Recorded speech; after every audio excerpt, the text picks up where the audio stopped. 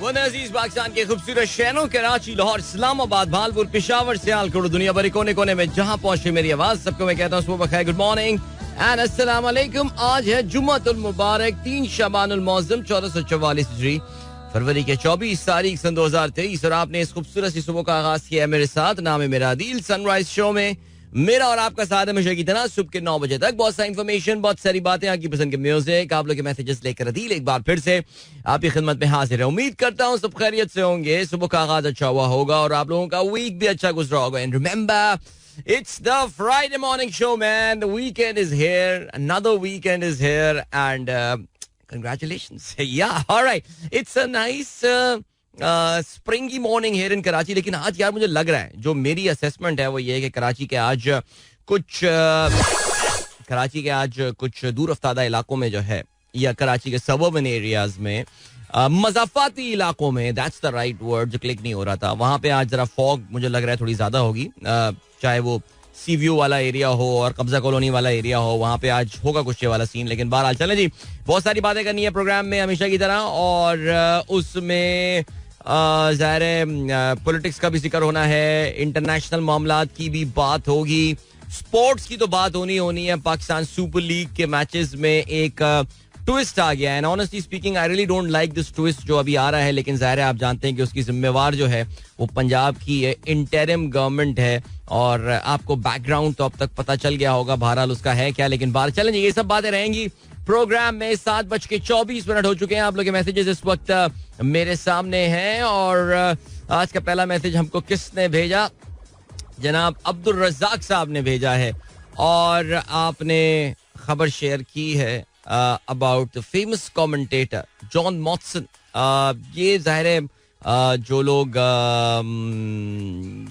Football specific में बात करूंगा, जाहिर है जो फुटबॉल में काफ़ी शौक रखते हैं उनके लिए काफ़ी जाना पहचाना ये नाम है। He is a legendary commentator, he has died at the age of 77। Of course इनका ताल्लुक जो है वो बरतानिया से ही था, और काफ़ी एक जानी पहचानी आवाज़ और काफ़ी एक फेमिलियर वॉइस जॉन मॉटसन की, जो कि ज़ाहिर है अब नहीं रही, और rest in peace. Rest in peace. किसी आगे बढ़ते हैं, और क्या है, रज़ाक साहब एक और खबर शेयर करते हैं। Oman join Saudi in opening it's air space for Israeli carriers. Alright, Israeli airlines can now fly over Oman after the Gulf nation opens its airspace for all carriers to meet civil aviation authorities requirement. Very nice, very nice. जबरदस्ती सारे ममालिक जो हैं उन्होंने सबने खोल लिया अब तो फिजाई स्पेस। एंड में मुझे लग रहा है कि सिर्फ एक मुल्क बचेगा इसमें। आसिफ मंसूर साहब कहते हैं, although it's an off rota month with relaxed routine, trying to achieve 200k steps by 28th February. कितने हो गए सर आपके ओवरऑल, कितने हो गए? आप हमें ये बताएं ना कि कितने दूर आप जो है वो रह चुके हैं अभी इस अपने टारगेट से। इस यार कल का मेरा दिन भी इतना अच्छा नहीं रहा, पता है आपको, मैं ऑनेस्टली बताऊं, कल का दिन अच्छा नहीं रहा। I should have achieved my target yesterday, लेकिन कल वीक डे रहा थोड़ा सा। I should have done, I should do better. I think इस वीकेंड पे जरा थोड़ी मेहनत करनी पड़ेगी, इवन दो इस वीकेंड पे बहुत सारी तकरीबात आ रही हैं, और कुछ ज्यादा शदीद तकरीबात आ रही हैं। शादी खानदान में शुरू हो रही है, और बल्कि 3 इवेंट्स, माय गॉड, आज कल परसों तीनों दिन इवेंट्स अटेंड करने। मैं सोच ही रहा हूँ कि अपनी ईटिंग कैसे मैं मैनेज, खाना वाना कैसे मैनेज करूंगा ये। ओह यार, अच्छा जी, चलें जी। फरी सरफराज का मैसेज आया, wishing all happiness on weekend blessed. Okay, चलें जी, ग्रेट। इसके अलावा जरीन अवान साहब कहते हैं, भाई कोटली आजाद कश्मीर ने प्रोग्राम सुन रहा हूँ, मेरे साथ मोहम्मद रिजवान भी मौजूद हैं। प्रोग्राम अच्छा और मालूमाती है, तमाम दोस्तों को सलाम। भाई वालेकुम अस्सलाम सब दोस्तों को। इसके अलावा रियाजुर रहमान साहब कहते हैं, weather is one of the greatest hazards and disrupting factors to aviation, making accurate and timely decision based on weather forecast is crucial to keep the flight schedules, maintain safety and achieve operational efficiency and safe cost. Thank you so much sir, बहुत शुक्रिया, आपने ये fact हमारे साथ share किया। मुनीम मकबूल साहब कहते हैं, what a match, what a win, congratulations जी। मैनचेस्टर यूनाइटेड ने कल यूरोपियन सुपर पावर बार्सिलोना को शिकस्त देकर यूरोपा लीग के अगले राउंड के लिए क्वालिफाई कर लिया है, and Barcelona is out of European competition. So congratulations to all Manchester United supporters. उनकी टीम की जो रिसरेक्शन है, उनकी टीम का जो एक पुनर्जन्म है वो बड़ा जबरदस्त जा रहा है. दैट एंटायर प्लान, और ऐसा लग रहा है कि एरन टैग हॉकी जो है वो लीडरशिप में उनको एक ऐसा बंदा मिल गया है which who can actually bring those glory days back to Manchester United, and it's very interesting to see that even though Arsenal of course European competition में तो feature नहीं कर रहा, लेकिन at least on the Premier League side I think these three teams will be competing for the championship this year. और अच्छा मजेदार competition. Arsenal और Manchester United recent times में तो इतना उन्होंने tough time नहीं दिया है, लेकिन आपने ये देखा है कि चेल्सी और लिवरपूल थोड़े से बैकग्राउंड में जा रहे हैं, और आर्सेनल और जो मैनचेस्टर यूनाइटेड है वो ऊपर आ रही हैं. मैनचेस्टर सिटी अपनी जगह पर मौजूद है बिकॉज ज़ाहिर है वो अनलिमिटेड पैसा खर्च करते हैं और वो सारी चीज़ें उनके साथ हैं इन दोनों क्लब्स के मुकाबले में. आर्सेनल तो खैर कुछ भी खर्चा नहीं करता इन लोगों के मुकाबले में, फिर भी अपनी जैसे कहना चाहिए कि मियाना रवि और अपनी मिडिल क्लास एटीट्यूड के बावजूद जो है वो अच्छा परफॉर्म कर रहा है इस सीजन में. So lot can be talked about that. Alright, Bashir साहब कहते हैं, बशीर अहमद, सलाम प्यारे अदील, सानिया बारखान बलूचिस्तान के वाकई में प्रोग्राम में कुछ जरूर बता दें. मेंबर, अच्छा इस पे वैसे हमने बात बताई है. मेंबर असेंबली अब्दुल रहमान की इतरान अपनी जेल बनाई और लोगों पर जुल्म करता रहा. अगर किसी को कोई कदम उठाया तो फिर गद्दार करार दिया जाएगा. देखिए जी, बलूचिस्तान में, सिंध में ये जो सरदारों की और ये वडेरों की जो प्राइवेट जेलें हैं, मेरे ख्याल से ये हम बचपन से इनको सुनते हुए आ रहे हैं, और उसके बाद जो है वो हम इनके खिलाफ कुछ कर भी नहीं सकते. मुझे याद है रिसेंटली मैं अभी हमारे यूथ इम्पैक्ट के कैंप में बैठा हुआ था, वहाँ पे हमारे एक ट्रेनर भाई बैठे हुए थे, बड़े मशहूर ट्रेनर हैं वो हमारे सर्कल्स में, विल्डरनेस के मशहूर ट्रेनर हैं वो. और ऐसी जब बलूचिस्तान पे बात निकल आई, बिकॉज यूथ इम्पैक्ट के कैंप में पूरे पाकिस्तान से वहाँ बच्चे आए हुए होते हैं, तो बलूचिस्तान की बात निकल आई तो फिर उसमें उनका ये कहना था कि यार जब तक हम बलोचियों को ये बताते रहेंगे कि यार सही क्या है और गलत क्या है, तब तक बलोची हमसे नाराज रहेंगे. अच्छा, मैंने उस बात से डिसएग्री किया था और मैंने उनसे कहा था कि यार सरदारी निज़ाम, प्राइवेट जेलें, ये जो कुछ हो रहा है बलूचिस्तान में ये गलत है, इसको किसी भी तरीके से जस्टिफाई नहीं करार दिया सकता. ये बुनियादी इंसानी हुकूक की खिलाफ वर्जी. हमारा दीन भी तो ये, हजरत उमर का कितना मशहूर कॉल है ना कि जिसको उसकी माँ ने आज़ाद जना है तुम उसको किस तरह गुलाम कर सकते हो. कितनी खूबसूरत बात उन्होंने की थी. तो ये हमारे यहाँ मसला जो है ना मेरे भाई ये आता है. कल मैंने अपने प्रोग्राम में एक लफ्ज यूज किया था, इलीट कैप्चर का. नाउ मुझे लग रहा है मेरे कुछ दोस्त उस मेरी बात को बिल्कुल गलत समझ गया, बल्कि हमारे एक दोस्त हारिस ने तो बहुत बड़ा एक पैराग्राफ मुझे बना के भेजा है, और उनके हर पॉइंट का मैं बिल्कुल उससे मुखालफत नहीं कर रहा. पीटीआई की आप लाख बुराइयां कर सकते हैं, बट उन्होंने कुछ स्ट्रक्चरल रिफॉर्म्स करने की जरूर कोशिश की थी अपनी हुकूमत में. लेकिन क्या हम इलीट कैप्चर, नाउ दिस केथरान गाय, ये केथरान गाय पाकिस्तान की कितनी हुकूमतों का हिस्सा रहा होगा. बलूचिस्तान में प्राइवेट जेल्स होना और इस तरह के ये जुल्म, ये तो सोशल मीडिया, भला हो सोशल मीडिया का, अल्लाह का शुक्र है कि उसकी वजह से ये इस तरह के मजालिम और जुल्म जो है ये हमारे सामने आ रहे हैं. लेकिन मैं आपको अभी भी ये बता रहा हूँ कि इस पूरे वाकये का एंड रिजल्ट क्या होने वाला है. मैं पहले ही बता चुका हूँ आपको कि ये दियत के कानून की बुनियाद पे इनको जो है फैमिली को पैसे वैसे मिल जाएंगे, इनको जो है माफी मिल जाएगी, और थोड़े दिनों में ये खुद आपको हमारे किसी मेंबर ऑफ नेशनल असेंबली या ये सेनेट के मेंबर या सूबाई असेंबली के मेंबर की हैसियत से नजर आ रहे होंगे. हमारे मुल्क का कानून एक्चुअली, हमारे मुल्क का जो निज़ाम है, नॉट कानून, हमारे मुल्क का निज़ाम इस सिस्टम को प्रोटेक्ट करता है, उसको डिफेंड करता है. कैसे चेंज होगा मुझे नहीं पता है यार, honestly I have got no idea. आगे बढ़ते हैं जी. जावेद साहब कहते हैं UK company switch to 4-day work week after successful trial. Not all companies Javed साहब, बेसिकली मैं आपको ऑनेस्टली बताता हूँ कि ये जो 4-day वर्क वाली जो बातें हैं ना, ये चोचले हैं. ये चोचले किसके हैं? ये हैं अमीर मुल्कों के चोचले हैं, और वहाँ पे ये स्कैंडिनेविया से ये चीज़ शुरू हुई थी, 4-day वर्क वीक. और ये यूरोपियन इंडस्ट्रीज, क्योंकि आपको पता है ज़्यादातर सर्विसेज बेस्ड इंडस्ट्रीज है, मैन्युफैक्चरिंग तो यूरोप के जो तरक्की याफ्ता ममालिक हैं वो निकल के एशिया, अफ्रीका और इधर सब चली गई है. तो वहाँ तो आप 4-day वर्क वीक का सोच भी नहीं सकते, बल्कि मौका मिले तो आप 8-day वर्क वीक कर लें. आई नो 8 days नहीं होते, लेकिन मैं इस्तारन बात कर रहा हूँ यहाँ पे. सो ये है सिलसिला जी. इसको यहाँ पे 4-day कर लें, ये लोग 3-day भी कर लेने कोई फर्क नहीं पड़ने वाला. तो ना ही काम करें तब भी कोई फर्क नहीं पड़ता. चलें जी, ब्रेक पे जा रहे हैं हम, और ब्रेक पे बात, क्योंकि पानी का बुलबुला आएगा, इसलिए जरा 2 बर्थडे विशेस हम करते हैं. एक बर्थडे विश और एक एनिवर्सरी विश. तो पहले let's take up the anniversary wish. हमारी बहुत अच्छी बहन, हमारे बड़े अच्छे भाई Mehnaz and Naveed, they are celebrating their 13th wedding anniversary today. So आप दोनों को मेरी तरफ से, इवन दो महनाज ने मैसेज करके नवीद को विश किया हुआ है, लेकिन आप दोनों को मेरी तरफ से जो है वो बहुत बहुत मुबारकबाद. ओहो वाओ, ये तो रोमांटिक मैसेज आया है. Happy 13th wedding anniversary to my amazing husband Naveed Beg. I'm so lucky to have you in my life. I love you more than words can say. My God. Wow, Manaz. Well done. Zabardast. Happy anniversary, guys. और खुश रहें यार, आप दोनों खुश रहें. It's always a pleasure meeting you and your family. और बहुत इज्जत देते हैं यार मुझे, तो मैं तो कभी कभार सोचता हूँ कि whether I deserve it or not, लेकिन बहुत शुक्रिया, आप लोग खुश रहें जी और इसी तरह हंसते मुस्कुराते रहिए.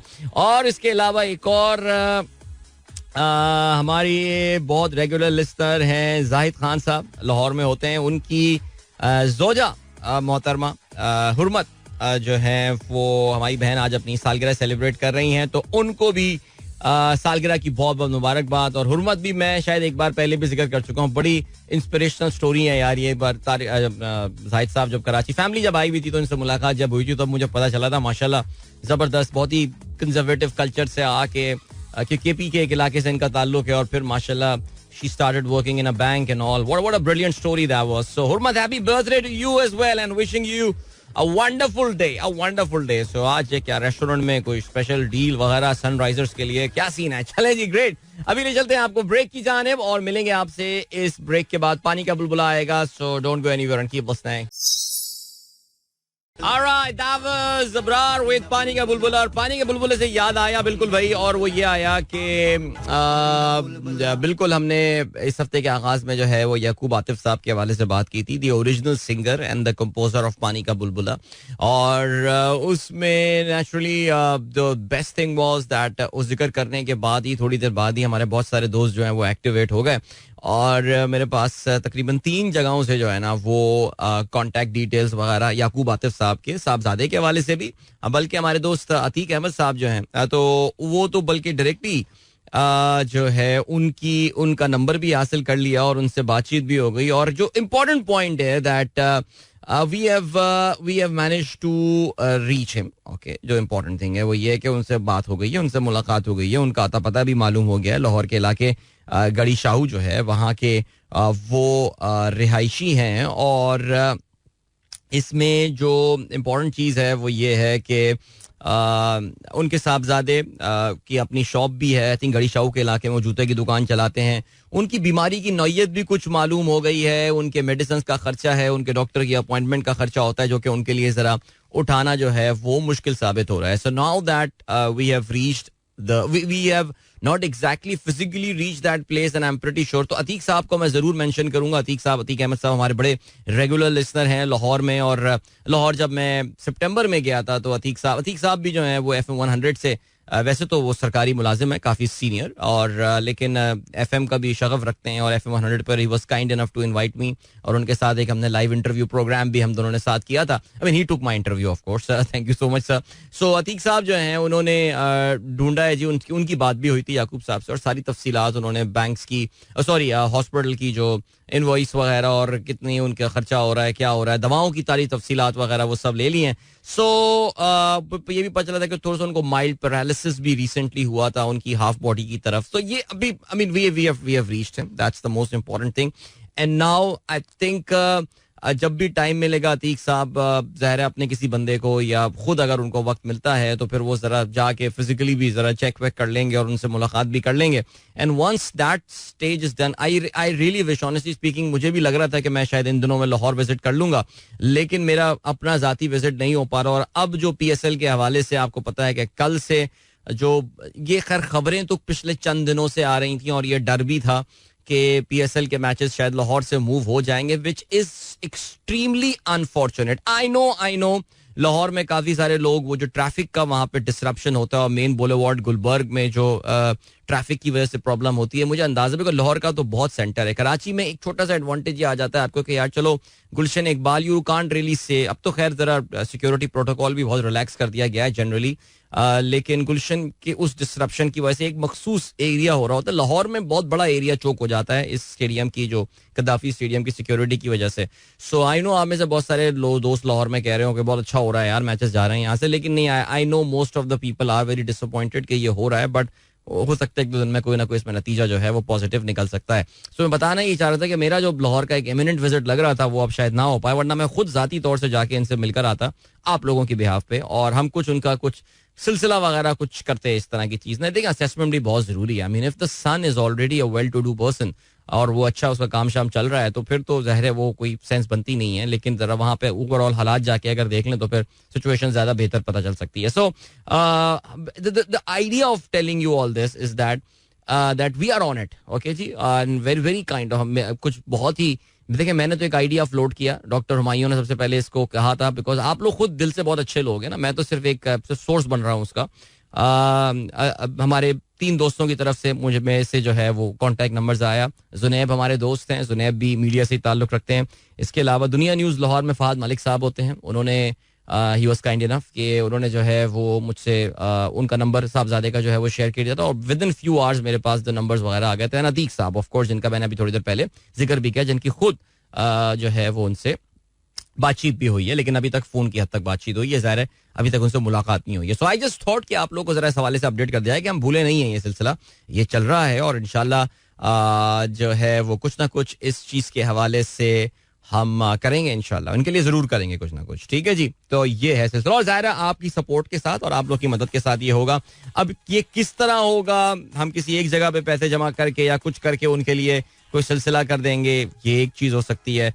कोई एंडाउमेंट फंड टाइप बनाया जा सकता है ना. ये भी तो एक चीज़ है ना कि एंडाउमेंट फंड बनाया जा सकता है कि rather than spending the money we invest that money somewhere from where he gets every month some sort of a payment और समथिंग. इस तरह भी देखना चाहिए रादर देन अगर आप उनको कैश दे दें तो वो उससे तो वो इस तरह यानी the ideas are there but let us just अभी इसको जरा जो है वो जरा फाइनल कुछ टचेस जो है वो देते हैं.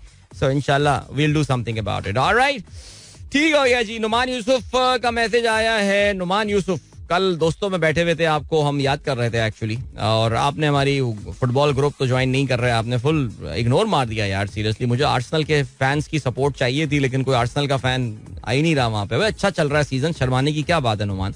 अच्छा जी कहते हैं so a friend's friend was marrying a sardar's daughter. Sardar sent some guards from his village a week before the wedding to groom's house in Karachi to safeguard the house. Wow, Sardar amazing. ये वो सरदार की जो मैं Bloch सरदारों की जो मैं बातें कर रहा हूँ यार. क्या करें यार. हाँ कि जी पानी का बुलबुला चल गया है तो जिन लोगों ने एंजॉय किया जिन्होंने एंजॉय किया उनका भी भला जिन्होंने एंजॉय नहीं किया उनका भी भला. ठीक हो गया जी. ओके और क्या सीन. आसान शेख साहब कहते हैं you most likely join Twitter out of pure curiosity and now you are addicted. आप मुझसे कह रहे हैं. मैं ये अक्सर ये बात बता चुका हूँ. अब आपको पता है मैंने जो ट्विटर ज्वाइन किया था एक्चुअली वो मैंने ज्वाइन किया था सुल्तान अजलान शाह कप को फॉलो करने के लिए. या बिलीव इट और नॉट एक्चुअली आए क्योंकि उस वक्त वो पाकिस्तान हॉकी टीम खेल रही थी और वो कहीं पे कवरेज ही नहीं हो रही थी तो मुझे पता है चला जी ट्विटर के इस हैशटैग पे जो है ना सुल्तान अजलान शाह कप की कवरेज हो रही है. तो I created my Twitter account and I was following that hashtag and all. So yeah I remember that. मुझे उस दिन भी याद है मौलाना तारिक जमील हमारे इलाके में आए हुए थे. उनका बयान सुनने गया हुआ था. मैं साथ साथ हॉकी के हैशटैग फॉलो कर रहा था. सोचें यार एक जमाने में मैं वहां भी जाता था. बट बहरहाल चले जी अभी आपको जो है वो हम लिए. अच्छा नहीं एक और जी इसके अलावा please wish my daughter Abiha Nasir on 10th birthday. ओहो उन्होंने कहा जी 7:45 से पहले. अरे आई एम सो सॉरी 7:47 अभी हो गए हैं. अभी आज स्कूल पहुंच गई होंगी. But Amber please pass on my congratulation my good wishes to Abiha और खुश रहो बेटा खुश रहो. इसके अलावा शाहरुख कहती हैं Islamabad earthquake again today second consecutive morning woke up shaking. Allah रहम करे. अल्लाह ताला रहम करे जी. इस पे जरा हम बात करते हैं जी. अर्थक्वेक इन इस्लामाबाद काफी सारे मैसेजेस इस हवाले से आए हैं. अभी ले चलते हैं आपको ब्रेक की जानिब. छोटा सा ब्रेक है. मिलते हैं आपसे इसके बाद. Don't go anywhere and keep listening. All right, 7:55 is the time. Sunrise with Adil and hope you guys are doing fine. जिन्होंने अभी ट्यून इन किया है भाई special shout out to our friend Pir Zaheer साहब. और पीर साहब पानी का बुलबुला आपने एंजॉय किया होगा मैं उम्मीद करता हूँ. एंड कहते हैं जी गुड मॉर्निंग भी कहते हैं माशाल्लाह everywhere your lovers like nice personality mister Shahzad Niaz sahab and stay green. पानी का बुलबुला please sir. What the singer you invite again Tanveer in show. Tanveer कौन? पीर साहब याद नहीं आया मुझे. अच्छा जी, बाजी कहती है क्या अजीब सॉन्ग है। हाँ यार तुम्हारी कोई चॉइस ही नहीं है गानों की, ऐसा लगता है मुझे यार, इतना फिट गाना है ये कोक स्टूडियो का। चले जी आगे बढ़ते हैं, और क्या सीन है भैया। अब आपको पता है कोर्ट का एक बड़ी केस की समाज जो है वो शुरू हो गई है, और इस वक्त जो है वो पूरा दिन ही जो है वो इसके हवाले से, पहले तो उसका वो बन रही थी, हाइप बन रही थी, फिर समाज शुरू हुई और बड़ी जबरदस्त समाज जो है वो उसकी हुई है। और पहले तो वो हुआ, फिर उसके बाद मरियम बीबी जो है वो एक्शन में आई सरगोदा में, और उन्होंने क्या धुआंधार तकरीर की है जी। और मैं तो ये बड़ा हैरान हो रहा हूँ कि मरियम बीबी ने कल जिस तरह खुलेआम जजेस का नाम लिया है और उनके खिलाफ जो इल्जामात लगाए हैं, तो ये इस पे क्या कोई अदालत एक्शन में आने वाली है या क्या होने वाला है, that remains to be seen. कि मरियम खैर बहरहाल वो कहती हैं कि उनकी हुकूमत 28 नवंबर से आ गई है, लेकिन फिर भी उन्होंने जनरल फैज के ऊपर और बाज सर्विंग सुप्रीम कोर्ट के जजेस के ऊपर जो है इल्जामात लगाए। तो ऐसा लग रहा है कि नून लीग को फाइनली एक नैरेटिव जो है वो बहरहाल मिल गया है। और जो इम्पोर्टेंट पॉइंट है वो ये है कि इन तमाम तर चीज़ों के बाद मरियम असल में ना एक पॉइंट मिस कर रही हैं, मैं जल्दी से निपटा दूं उसको, फिर मैं अखबारात पे नजर डालता हूँ। मरियम जो है ना वो ये पॉइंट मिस कर रही है कि इनकी हुकूमत के ऊपर जो इस वक्त कमबख्ती आई हुई और हर जगह जो आवाम थू थू कर रही है हुकूमत के ऊपर, उसका ताल्लुक किसी जज या किसी जर्नैल के साथ नहीं है, उसका सिर्फ और सिर्फ ताल्लुक आपकी गवर्नमेंट की बदतरीन कारकर्दगी के साथ है। अपनी कारकर्दगी इंप्रूव कर लेती, यकीन जाने कोई इन जजेस और इन जर्नैलों को पूछ भी नहीं रहा होता, और आपको बार बार हर तकरीब में उनकी तस्वीरें दिखाने की जरूरत भी नहीं पड़ती, सिर्फ अपनी कारकर्दगी ठीक कर दें। अच्छा जी चलें, चीफ जस्टिस साहब क्या कहते हैं, इंतखाबात 90 दिन में जरूरी, आइन की खिलाफ वर्जी बर्दाश्त नहीं करेंगे। हाई कोर्ट में मामला जेर इल्तवा मगर फैसला नहीं हो पा रहा, वक्त जल्दी से गुजर रहा है, इंतखाबात में ताखीर को मजीद तूल नहीं दे सकते, इसके लिए मामूल के केसेस नहीं सुनेंगे। ओके जी, इसके अलावा बेंच में शामिल 2 जजेस पहले ही राय कायम कर चुके हैं। सदर सुप्रीम कोर्ट बार की जजेस से मुताल्लिक ऑडियो सामने आई हैं।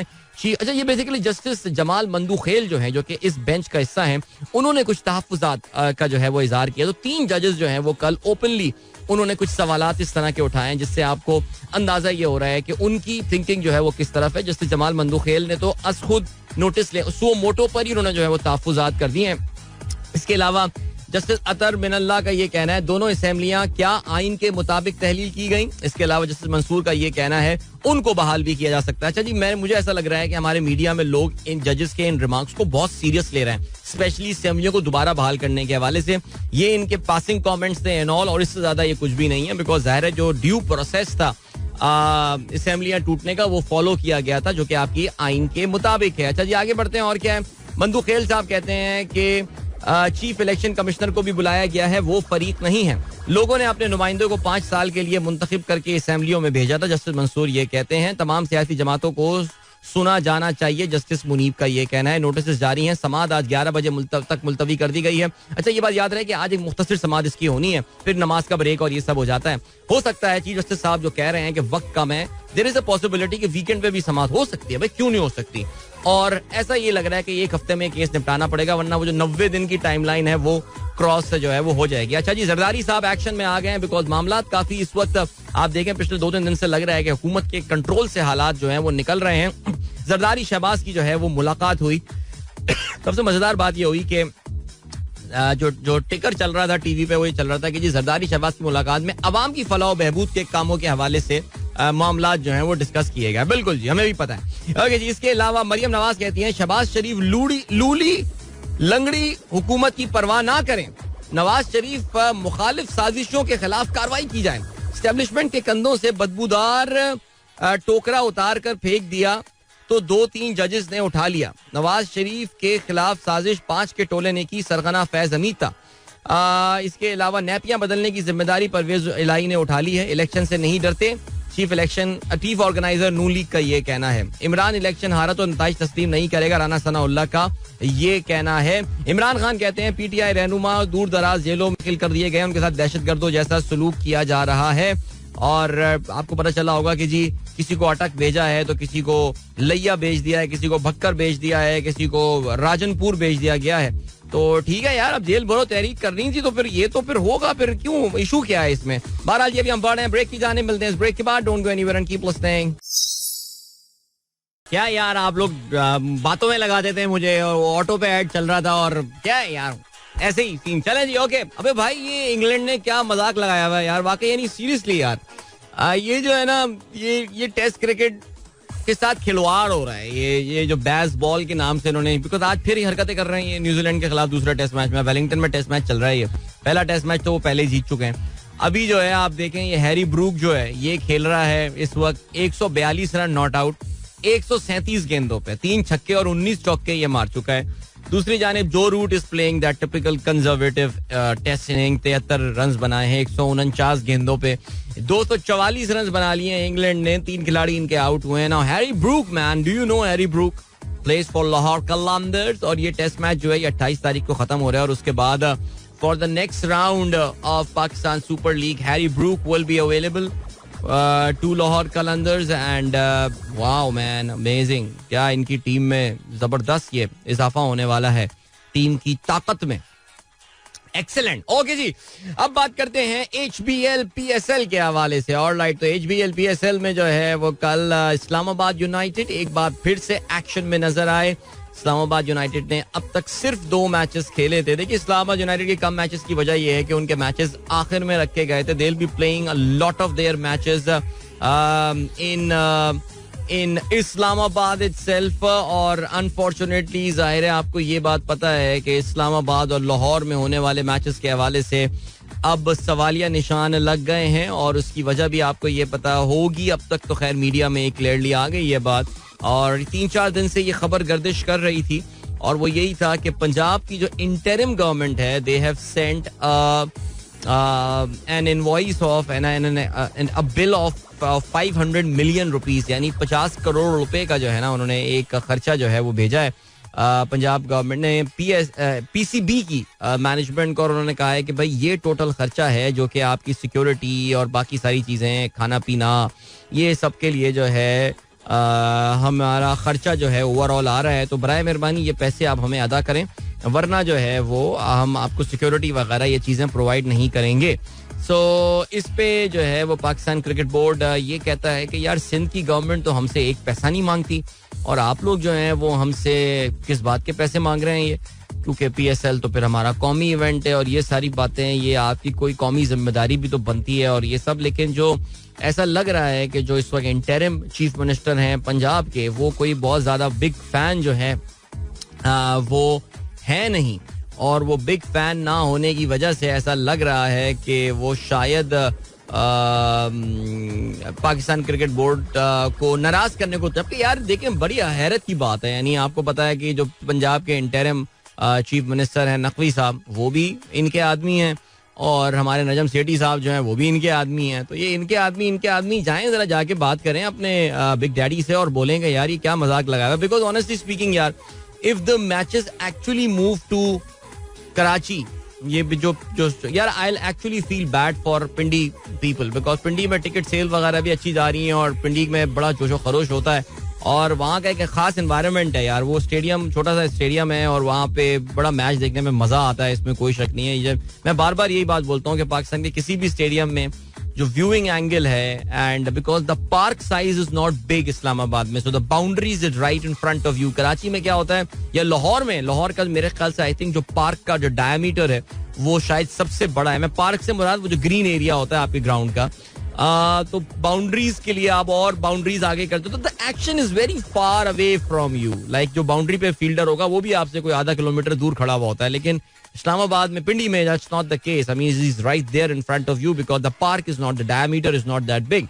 So अब ये सीन होने वाला है कि हाँ, ये जो है अब आज फ्रेंचाइजीज का इजलास जो है वो बुला लिया है सेठी साहब ने, और आज ये चीज डिसाइड किया जाएगा कि क्या करना है. बिकॉज देखें यार, फ्रेंचाइजीज तो अपने पैसों से तो कटौती नहीं करने देंगे इसकी. वो कहेंगे यार ये क्या मजाक है, नहीं कटौती अगर हमने की अपने पैसों से तो फिर तो वैसे ही आपको पता है कि वो डिविजिबल पूल PSL का इतना बड़ा तो नहीं होता, तो वो भी हो जाएगा. और फिर PCB अपनी जेब से पैसे दे तो फिर वो भी एक सवालिया निशान बन सकता है. लेकिन यार ये अजीब सी कहानी आ गई, यानी PSL के 8वें HBL PSL के 8वें सीजन में, जिसमें हम कह सकते हैं कि 7वां सीजन इन पाकिस्तान किसी भी फॉर्म में जो मैचेस हो रहे हैं उसमें ये चीज जो है ना ये जरा गलत हुई है.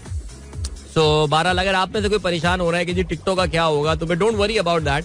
वो तो आपको खैर रिफंड हो जाएंगे, बल्कि क्योंकि सबने ऑनलाइन टिकट खरीदे हैं तो वो तो एक जुम्बिश की से जो है, जुम्बिश कलम नहीं, जुम्बिश से की से आपके अकाउंट में पैसे जो है ना वो वापस चले जाएंगे. But I think something like this should not happen man. I mean कुछ ना कुछ सरकार को इंटरवीन करना चाहिए और इस चीज को जो है ना वो रोकना चाहिए. These cities deserve these matches and it will be very very unfair. बहुत बड़ी ज्यादती होगी अगर ये मैचेस वहां पर नहीं हो पाए. सो या let's keep our fingers crossed. Alright, और क्या सीन है? और ये सीन है दैट बात करते हैं कल के मैच के हवाले से. इस्लामाबाद यूनाइटेड ने यार एक अब तो बल्कि यही कह सकते हैं कि एक बासानी एकतरफा मुकाबले के बाद पेशावर ज़ल्मी को जो है वो शिकस्त दी. और मुझे नहीं पता कि खुश हो या अफसोस हो, लेकिन हसन अली को जो है मैन ऑफ द मैच करार दिया गया है उनके 3 विकेटों की वजह से. लेकिन खैर पहले बैटिंग करते हुए पेशावर ज़ल्मी ने 156 रन बनाए 8 विकेटों के नुकसान पे. और पेशावर ज़ल्मी पता नहीं अजीब कोई कल गेम खेली है यार. स्टार्ट तो उन्होंने ऐसा लिया था कि आज 210 रन जो हैं वो आ रहे हैं, लेकिन फिर उसके बाद the moment Mohammad Haris got out, Shadab Khan ने उनको कॉटन बोल्ड किया. उसके बाद से सिर्फ एक खिलाड़ी हुज दासुन शाना का जो कि डबल फिगर्स तक पहुंच पाए. अगर आप बाकी नंबर्स देखें तो 3106872 किसी का फोन नंबर लग रहा है ये पेशावर ज़ल्मी का जो स्कोर कार्ड था. यानी इतना कोई तबाही इनकी फिरी है कल के मैच में, तो that's it's unbelievable. Saim Ayub ने 3 बनाए, एक और failure for him. Tom Kohler और कैटमोर का 1, रहमान पावल 0, जेम्स नीशम 6, दासून का तो मैंने बता दिया है, वहाब रियाज 8, उस्मान कादिर 7, अरशद इकबाल 2, 3 विकेटें हासिल की. हसन अली ने 35 रन देके, हसन के पहले ओवर में काफी रन आ गए थे, लेकिन उसके बाद he made a very good comeback. इसके बाद जो है वो क्या हुआ है, उसके बाद जो है वो रोमान रईस के 4 ओवर में 30 रन बने हैं और शादाब खान ने 4 ओवर में 26 रन बनाए. देखिए कल इस्लामाबाद यूनाइटेड ने 4 चेंजेस की थी और अब तो खैर क्योंकि रिजल्ट आ गया है, जीत गए मैच, तो आप कहेंगे जी अच्छी चेंजेस थी, वरना अबरार को ड्रॉप उन्होंने किया. कुछ ये बात जो है वो समझ में आई. कल मिसबा भी जरा हंस रहे थे ये इनकी चेंजेस सुन के. आसिफ अली को जो है वो एक बार फिर से वापस लेकर आए और कल आसिफ अली ने भी रन बना लिया यार. यानी कल का दिन पाकिस्तान क्रिकेट के लिए बहुत भारी पड़ेगा. हसन अली ने भी विकेट ली, आसिफ अली ने रन भी बना लिए. 13 गेंदों पर 30 रन बनाए आसिफ ने. लेकिन जी आई थिंक जो जिस तरह बैटिंग की रहमानुल्लाह गुरबाज ने, उन्होंने आके जो है वो मैच उसी वक्त बिल्कुल तबाह कर दिया. 31 गेंदों पे 62 रन बनाए रहमानुल्लाह गुरबाज ने, जिसमें 4 छक्के और 7 चौके जो है वो शामिल थे. कॉलिन मुनरो तो चलें जल्दी आउट हो गए थे, लेकिन उसके बाद गुरबाज और रासी फान ड्यूसन के दरमियान जो पार्टनरशिप रही, that virtually sealed the game. I mean for Islamabad united. Rassie ने जो है वो 42 रन बनाए 29 गेंदों पे. 13 गेंदों पे मैंने आपको बताया कि जी 29 रन आसिफ अली ने बनाए. इस्लामाबाद यूनाइटेड के लिए जो एक परेशानी का सबब होना चाहिए वो उनके कप्तान शादाब खान की आउट या लैक ऑफ फिट परफॉर्मेंस है. और शादाब ऐसा लग रहा है कि अभी तक पता नहीं अपनी फिटनेस वगैरह इन सारी चीज़ों से मसाइल से निकल कर आ चुके हैं यानी, लेकिन his performance is very important for Pakistan, याद रहे ये बात. तो बहरहाल जी 15वें ओवर में ही इस टोटल को जो है वो चेस कर लिया इस्लामाबाद यूनाइटेड ने. And almost all Peshawar Zalmi bowlers went for some runs, whether is Arshad Iqbal और वेटरन वहाब रियाज और जिमी नीशम और उस्मान कादिर और सुफियान मुकीम. सो सुफियान ने 2 ओवर्स ही कराए, लेकिन उसको तो वक्त भी नहीं मिला. सो बहरहाल ये हो गया. अब ये मैच जीतने के बाद और एक बड़ी मार्जिन से मैच जीतने के बाद इस्लामाबाद यूनाइटेड जो है वो अब पॉइंट्स टेबल पर दूसरे नंबर पर आ गया. Remember they have only played 3 games और लाहौर कलंदर ने भी 3 गेम्स खेले हैं, लेकिन भारत के ये इनके मैचेस अब अगले लेग में होने थे. तो अनफॉर्चुनेट सी बात है कि अब तो वो कराची में ही, अल्लाह ना करे ऐसा हो, वैसे अभी भी let's keep the faith. Point से पहले मुल्तान सुल्तान सर फहरिस्त है और पेशावर ज़ल्मी जो है वो भी कुछ अच्छे तेवर उनके लग नहीं रहे हैं. तो ऐसा लग रहा है कि इस वक्त ये दो जिस तरह ये लीग या टीमें जिस तरह खेल रही हैं, लग ये रहा है कि ये इनकी एक टॉप 3 टीम्स हैं and then there are bottom 3 teams. So these bottom 3 will be fighting for the 4th spot in the play off position. बाकी Multan Sultan, Islamabad United, Lahore Qalandars, I think they are looking good. Alright, चलें जी अभी आपको हम लिए चलते हैं. अच्छा बात ये जाते जाने से पहले बता चलें आपको भाई, आज पाकिस्तान सुपर लीग के अगर हम मैचेस के हवाले से बात करते हैं तो फिर कराची में वैसे तो जो शेड्यूल के मुताबिक पेनल्टिमेट मैच जो कराची में होना है, आज कोयटा ग्लैडिएटर्स और इस्लामाबाद यूनाइटेड एक्शन में होंगे. इस्लामाबाद यूनाइटेड ने अपने कल तेवर दिखा दिए हैं और इस टूर्नामेंट की अब तक की सबसे कमजोर दिखने वाली टीम कोयटा ग्लैडिएटर्स के साथ जो है वो उनका मुकाबला होगा. अल्लाह रहम करे जी कोयटा के साथ आज क्या होने वाला है, बहुत ही बुरा होने वाला है. अच्छा ये भी याद रहे आपको कि इस वीकेंड में कल सैटरडे ऑफ डे है, there is no match on Saturday. Sunday को कराची में जो मैच होना है वो दोपहर का मैच है 2 बजे, जब के और एमएस एक दूसरे के आमने सामने आ रहे होंगे और संडे को ही शेड्यूल के मुताबिक लाहौर में पाकिस्तान सुपर लीग के मैचेस का आगाज भी होना है. अल्लाह करे ये हो जाए. And because Lahore Qalandar and Peshawar Zalmi will be facing each other. अभी ले चलते हैं आपको ब्रेक की जाने. मिलते हैं इस ब्रेक के बाद. Don't go anywhere and keep listening. Welcome back guys. एक बार फिर से आपको खुशामदीद कहते हैं. This is the Sunrise Show with me Adeel Azhar and good morning. जिन दोस्तों ने प्रोग्राम ट्यून इन किया है यार, कल विमेन वर्ल्ड कप में देखा आपने यार, इंडिया ने तो कल अपसेट कॉज कर दिया था. अपसेट कर दिया था. क्या जबरदस्त खेली है Indian women cricket team. Runs तो उन्होंने पहले काफी कंसीड कर लिए थे. They were chasing 173 runs but they lost that game by only 5 runs. एक मौके पे तो लग रहा था कि इंडिया ये मैच जो है ऑस्ट्रेलिया को हरा के एक बड़ा अपसेट करने में कामयाब हो जाएगा, लेकिन ऐसा जो है वो हुआ नहीं और सिर्फ 5 रन से ऑस्ट्रेलिया ये मैच जीतने में कामयाब हुआ है. So well done to the Indian women. But Australia एक बार फिर से वर्ल्ड कप के फाइनल में इंग्लैंड और साउथ अफ्रीका की वुमेन के दरमियान जो है वो आज दूसरा सेमीफाइनल होगा, जो इंग्लैंड आराम से जीत जाएगा. और इंग्लैंड और ऑस्ट्रेलिया यही दोनों. इंडिया थोड़ा सा चैलेंज करने लगा है इन दोनों टीमों की डोमिनेशन को in the women cricket and now there is so much money which has come in Indian women cricket because of the women IPL. So फिर आप देखिएगा कि इनके खेलों का स्टैंडर्ड जो है वो मजीद और women cricket का स्टैंडर्ड जो है वो मजीद और बेहतर होगा. चलें जी आगे बढ़ते हैं. और क्या चीज है. ओके नुमान यूसुफ कहते हैं I think you miss the entire story. ओहो आपने भी तो पूरा ट्विटर थ्रेड. वाकई बिल्कुल जी. वो बता रहे थे सरदार, हम बलोच सरदारों के हवाले से सुबह बात कर रहे थे. सो वो कह रहे हैं, नुमान कहते हैं, so a friend was marrying a Sardar's daughter. Sardar sent some guards from his village a week before the wedding to the groom's house in Karachi to safeguard the house. Couple of days later, when Sardar family visited guys out, the Sardar went up to the groom's family and asked them, ये आप इन guards को कैसे treat कर रहे हैं? इनको ताज़ा खाना क्यों दे रहे हैं? इनकी आदतें खराब मत करें. इनको 2 दिन का बासी खाना खाने की आदत है. Serve them stale food. So you see, यार वाकई सीरियसली लाइक मैं बड़ा हैरान होता हूँ इस चीज के हवाले से कि मैं बड़ा हैरान होता हूँ कि क्या इंसानियत की तजलील है यार ये. और ये तो कल्चर नहीं हो सकता. ये तो किसी तहजीब का कल्चर नहीं हो सकता जो हमें ये कहा जाता है कि यार वो जिस तरह जिंदा है उनको रहने दो बिकॉज ये उनका कल्चर है. नहीं, ये कल्चर नहीं. ये तो बुनियादी इंसानी हुकूक की खिलाफ वर्जी है यार. ये तो बुनियादी, these are fundamental human rights which these people of Balochistan are being denied. And Sindh में भी जो कच्चे के इलाके और वहां भी जो वडेरों का जो हाल. बट बहरहाल ये क्या करें यार. Now this is that. इस एलीट कैप्चर को हारिस भाई कैसे सॉल्व करोगे ये बताओ मुझे यार. आगे बढ़ते हैं जी. तनवीर कहते हैं पीएसएल शेड्यूल बनाने वालों को 21 तोपों की सलामी. वीकेंड पे ऑफ डे रख दिया. वैसे वाकई सीरियसली यार ये क्रिकेट मैचेस याद है कराची में जो T20 मैचेस हुए थे सारे वीकडेज पे रख दिए थे. ये लोग कैसे शेड्यूल बनाते हैं यार. यानी सैटरडे, मैं खुद मुझे यकीन, मुझे अभी रिसेंटली सवेरा ने बताया सैटरडे को there is no match. Saturday को there is no match. I mean कौन है यार ये लोग, कौन है. बट बहरहाल चलें जी जल्दी से, वक्त कम है, मुकाबला सख्त है. शाहिद जमाल कश्मीरी कहते हैं we don't need matches in Pindi because it jeopardises life of people living around the stadium. Food street remain close as well during the matches. चलो जी पिंडी से मैचेस खत्म करो, खत्म कर दिया भाई. शाहिद जमील कश्मीरी ने कहा है कि पिंडी में मैचेस जो है वो नहीं होने चाहिए. अच्छा जी, इसके अलावा मुसर्रत मुस्कान माह शाबान मुबारक. माह शाबान में मुबारकबाद दी जाती है. चलें जी आपको भी मुबारक हो. I think Abdullah Sultan from Geo TV एसएन परवेज कहते हैं he is a silent listener of your show. आपका प्रोग्राम सुन के प्रिपेयर करता है अपना प्रोग्राम. हाँ ये मुझे काफी लोगों ने ये बात बताई है. देखो यार, a lot of people take inspiration from other people and Abdullah is a very regular listener of the program. I can tell you that. और अब्दुल्ला और I really wish Huma Amir Shah listened to my show as well. No, but she doesn't. But Abdullah does listen to the program. और उनसे मेरा राब्ता भी रहता है. And he's very kind. He really always sends appreciation for the program. So thank you so much. ये मुझे काफी सारे लोगों ने ऐसे ये पहले भी बात बताई है कि वो लव्स बाय लव्स. अभी चचा भी मेरे रिसेंटली ये बात मुझे बता रहे थे कि यार वो तुम्हारे लिटरली ही जो तुम वर्ड्स इस्तेमाल करते हो वो अपने शो में बोल रहा होता है. But then I have got no issues in that. I have absolutely no issues in that. Thank you भाई.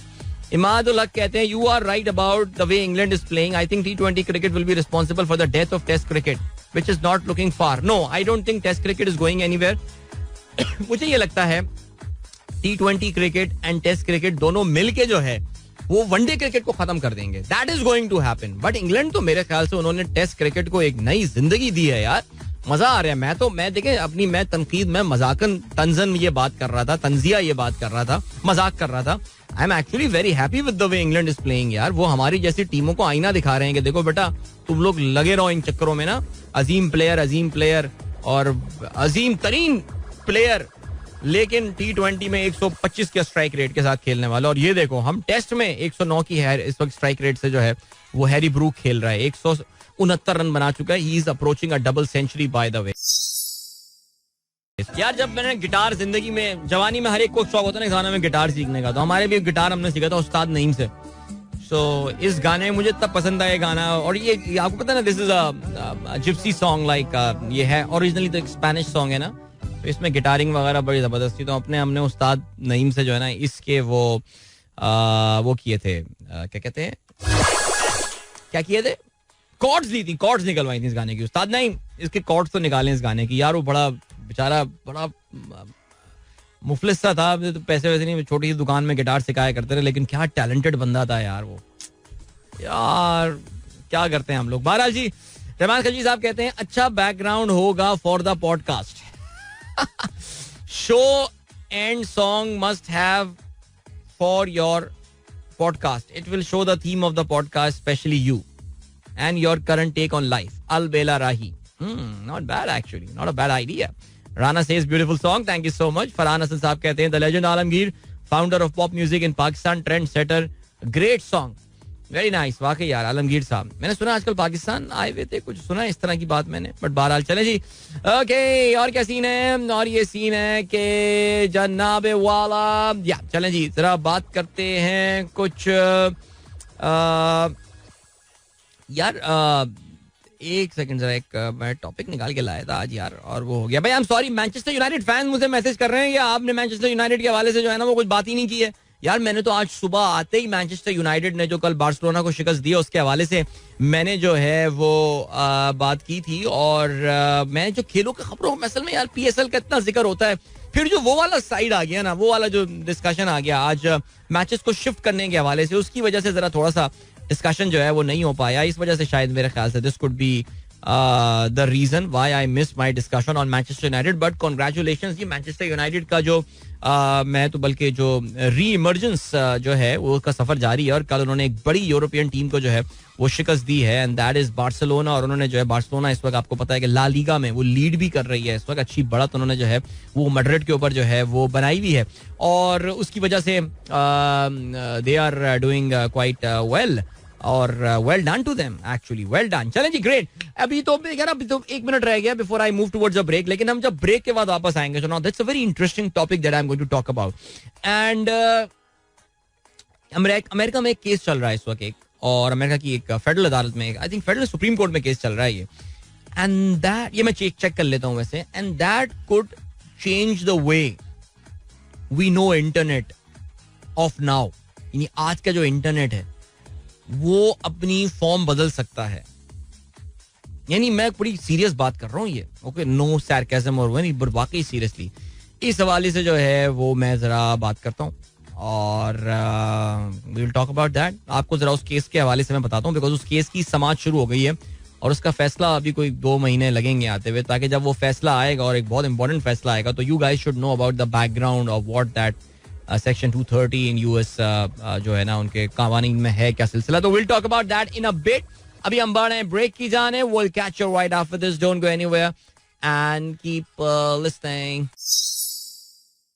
Alright guys, so welcome back. जल्दी से 10 मिनट है हमारे पास. 10 मिनट में हम जरा इस टॉपिक को निपटाने की कोशिश करते हैं. इंशाल्लाह मैं निपटा लूंगा इस टॉपिक को. तो we talk about the internet. Okay ये हम तरह जाते हैं सन 1995 में. ओके 1995 में ये वो जमाना था जब नया नया इंटरनेट आया था. रिमेंबर डायल अप कनेक्शन हुआ करते थे. याद है ना वो सारी चीजें. तो उस वक्त नई नई वेबसाइट आई थी और एक जमाने में अमेरिका में एक वेबसाइट हुआ करती थी प्रोडिजी के नाम से. और ये वो खैर बहरहाल हुआ क्या था, सीन हुआ ये था दैट अमेरिका में एक बेसिकली एक केस हुआ था और इंटरनेट कंपनी के ऊपर लोगों ने केस किया था. And that case was about, it was sort of अ, समझ लें एक तरह का एक प्लेटफॉर्म था, एक डिस्कशन प्लेटफॉर्म था, और वो डिस्कशन प्लेटफॉर्म जो है वो अपनी थोड़ी बहुत चीजों को मॉनिटर किया करता था, जिसे आजकल की जबान में हम कंटेंट मॉडरेशन कहते हैं. What is content moderation guys? Content moderation is like के जैसे कि फर्ज करें आपने कोई बहुत ही वायलेंट किस्म का ट्वीट कर दिया. So there will be some algorithm working at Twitter. There will be some people sitting at Twitter और Facebook और anywhere जहाँ पे आपने ये पोस्ट लगाया है, और वो उस पोस्ट को रिमूव कर देंगे, आपको बैन कर देंगे, आपको प्लेटफॉर्म से हटा देंगे and all. This is called content moderation. एक बात याद रखिएगा, ये जितनी भी इंटरनेट कंपनियां हैं ये इस कंटेंट मॉडरेशन को वॉलंटियर बेसिस पे करती हैं. They are not legally bound. Okay, उनके ऊपर कोई कानूनी इतलाक नहीं होता. मैं यहाँ पे अमेरिका की बात कर रहा हूँ बिकॉज आपको पता है ये सारी अमेरिकी कंपनियां हैं, ठीक है. इनके ऊपर कोई कानूनी सख्ती नहीं है. वो एक as a good Samaritan principle, यानी as being good internet citizen, वो इन चीजों को मॉडरेट कर रही होती हैं. हाउएवर, एक बार 1995 में अमेरिका की एक कोर्ट ने, I think it was New York की कोर्ट थी या कैलिफोर्निया की कोर्ट थी, उसने 1995 में ये फैसला दिया था कि जो 1995, remember we are going back 28 years, उसने ये फैसला दिया था कि ये जो इंटरनेट कंपनियां हैं या ये जो प्लेटफॉर्म्स हैं जहां पे लोग अपने कमेंट्स वगैरह या लोग अपनी चीजें पुश कर रहे होते हैं या पुट अप कर रहे होते हैं, they are responsible for the content which is being put on their websites. Okay? अब क्या हुआ है? अब ये हुआ है कि अमेरिका में जब ये फैसला आया कोर्ट का, तो वहां पर जितनी भी इंटरनेट कंपनियां हैं, जो उस वक्त नई नई इंटरनेट कंपनियां थी, वो अमेरिकन गवर्नमेंट के पास भागी. उस जमाने में आपको पता है कि बिल क्लिंटन साहब का टाइम था, और बिल क्लिंटन जो है वो टेक्नोलॉजी के लिए बहुत ही सपोर्टिव बंदा माना जाता था. अगर आपको याद हो, अमेरिका में वो जो .com बूम हुआ था, उसकी वजह उनकी गवर्नमेंट की पॉलिसीज भी थी. तो बिल क्लिंटन साहब के दौर में अमेरिका में एक कानून लाया गया जिसको सेक्शन 230 कहा जाता है. ये 26 अल्फाज पर मुश्तमिल एक कानून है, और जरा इसको सुनिए, ठीक है जी. जल्दी मैं बताता हूँ. No provider or user of an interactive computer service shall be treated as the publisher or speaker of any information provided by another information content provider. Now, okay, it may sound difficult, लेकिन सुन लें. Basically, उन्होंने ये कह दिया है कि जो internet companies हैं, जो प्लेटफॉर्म्स हैं, उनके ऊपर रिस्पॉन्सिबिलिटीज एक पब्लिशर वाली नहीं होती. They will not be considered responsible, या जो भी चीज उसमें पुटअप की जा रही है, पब्लिश की जा रही है, वो उसके रिस्पॉन्सिबल नहीं होंगे. ओके, कहते ये हैं कि इस पर्टिकुलर कानून के आने के बाद से जो हम इंटरनेट आज देख रहे हैं, it is the result of these 26 words जो कि सेक्शन 230 में बताए गए थे. बिकॉज उसने एक तरह की इम्यूनिटी प्रोवाइड कर दी थी, यानी उनको क्लीन चिट दे दी थी इंटरनेट कंपनीज को कि आप रिस्पॉन्सिबल नहीं हैं जो कंटेंट आपके यहाँ पुट अप किया जा रहा है. समझ रहे हैं ये पॉइंट आप? ये सवाल अभी क्यों आया है, और ये मैं सेक्शन 230 के वाले से बात क्यों कर रहा हूं? बिकॉज अमेरिका में अभी रिसेंटली एक केस फाइल हुआ है, और ये केस फाइल जो किया है ये गूगल के अगेंस्ट हुआ है. गूगल आपको पता है is the parent company of, बल्कि अल्फाबेट जो कंपनी है is the parent company of YouTube and google.com, ये सारी अल्फाबेट. इसके खिलाफ एक केस फाइल किया है, और जो केस फाइल किया है ये एक फैमिली ने किया है. और ये फैमिली वो थी कि जिनका, जो अमेरिकन फैमिली थी, जिनका बच्चा या बेटी मेरे ख्याल से, या पेरिस में एक बार आइसिस ने, यानी ये जो दाइश वाले हैं, उन्होंने पेरिस में कुछ सालों पहले एक दहशतगर्द हमला किया था जिसमें बड़ी तादाद में लोग जो हैं वो मारे गए थे, हलाक हुए थे, जहां बहाक हुए थे. और उसमें से एक जो मरने वाली थी, वो एक अमेरिकन थी. उसकी फैमिली ने गूगल के ऊपर ये केस किया है. क्यों केस किया है? बिकॉज तहकीकात से ये बात सामने आई है कि ये जिन लोगों ने हमला किया था, जो दाइश के जो फ्रेंचाइज के वहां के जो मेंबर्स थे, उन्होंने कुछ trainings about arms, about ammunition, about attacking and about assault, उन्होंने यूट्यूब से ये ट्रेनिंग हासिल की थी. और यूट्यूब में जो है वो इस तरह का उनका, आपको पता है एल्गोरिथम में खास अंदाज से काम करता है ना. मसलन जाके आप यूट्यूब पे लेट्स से मैं कल को अपनी पॉडकास्ट स्टार्ट करता हूँ और आप अदील अजहर को रेगुलरली सुनते हैं, आप जब भी अपना यूट्यूब खोलेंगे आप देखेंगे कि अदील अजहर की वीडियो सबसे पहले आपको वहां पे नजर आ रही होगी, बिकॉज उन्होंने आपके बिहेवियर को स्टडी किया, उनका एल्गोरिथम इस तरह काम करता है. तो वो यही है कि आप अगर आईसिस और दाइश सर्च करना शुरू कर देंगे then you will actually start getting their videos and all right there on the top of the page. तो उस फैमिली ने ये कहा है कि जी मेरी बेटी की हलाकत के हवाले से Alphabet या this company Google और YouTube is responsible because they were providing that content. This case basically is challenging the section 230 जो मैंने आपको थोड़ी देर पहले बताया था. इस section 230 ये कहता है कि जी no provider of an interactive computer service shall be treated as a publisher. Now why are they calling it publisher? Because publisher वो होता है जो किताबें छापते हैं, right? किताबों का जो कंटेंट होता है या जो अखबार, या पब्लिशर से मुराद ये जो अखबार भी छापते हैं ना, New York times, wall street journal, वो अगर अपने अखबार में कोई ऐसी खबर छाप देते हैं कि जिसमें कोई किसी के लिए खतरनाक बात हो, खराब बात हो, किसी की बेइज्जती की गई हो, कोई वायलेंट बात की गई हो, तो उसके लिए वो अखबार रिस्पॉन्सिबल होता है. आपने देखा होगा अक्सर अखबार एक गलत खबर छाप देता है, बाद में उसकी तस्हीह वो करते हैं. हाउएवर वही खबर जो फेसबुक पे अपीयर हो रही होती है, वही खबर जो ट्विटर पे अपीयर हो रही होती है, उस पर ट्विटर माफी नहीं मांगता, बिकॉज ट्विटर ये कहता है आई एम नॉट रिस्पॉन्सिबल. ये जो कंटेंट पुश कर रहा है ये तो जंग अखबार कर रहा है या ARY कर रहा है या फलाना चैनल कर रहा है, I am not responsible for that. I hope you guys are getting my point है. मैं समझाना चाह रहा हूँ. तो ये एक बहुत इंपॉर्टेंट केस है, बिकॉज अगर फर्ज करें कि अमेरिका की जो ये फेडरल कोर्ट जो है ये सेक्शन 23 को अगर खत्म कर देती है, तो what is going to happen? All these companies will be responsible for the content which is there. How can they moderate that? Can you imagine कि Google and Facebook and YouTube putting those इस तरह के checks अपने लगाएगा कि वो एक एक ट्वीट को, एक एक चीज को मॉडरेट कर रहे होंगे? This would become virtually impossible. So कहते हैं कि जो इंटरनेट की ग्रोथ हुई थी उसमें बहुत बड़ा रोल जो है वो सेक्शन 230 ने जो है वो प्ले किया था. Now this entire section 230, the essence and the spirit of that law has been challenged in America, and let's see what happens about this. So very interesting development this. We will keep an eye on this case, और आपके साथ जो है वो इसमें कोई update वगैरह होगी तो वो भी हम शेयर करते रहेंगे. If you want to read more about that, of course it's pretty easy. You go to google.com and just write section 230. Okay, आप section 230 करेंगे, it will give you all the news and everything and the video everything that you want to see. So yeah, I just thought कि ये internationally एक बड़ी खबर है, तो मैंने कहा आपके साथ जो है वो ये शेयर की जाए. ठीक हो गया जी, वक्त आ गया है कि अब almost about time to take your leave, and it's the Friday morning show, guys. So wishing you all a wonderful weekend ahead, of course. अभी हम थोड़ी देर पहले बात कर रहे थे पाकिस्तान सुपर लीग. क्या लोग हैं यार, सैटरडे को उन्होंने ऑफ डे रख दिया है. यानी सैटरडे को तो यार कौन लोग हैं, सैटरडे को तो सबसे हाईएस्ट TRP वाला मैच रखना चाहिए था. जबरदस्त सा मैच, कोई कराची वर्सेस मुल्तान, सोचें सैटरडे नाइट कराची में हो रहा होता. उफ. लेकिन बहरहाल अभी आप जानते हैं कि आज एक इंपॉर्टेंट डिसीजन भी होने वाला है. No, I am not talking about the supreme court hearing, वो 11 बजे होनी है बाय द वे.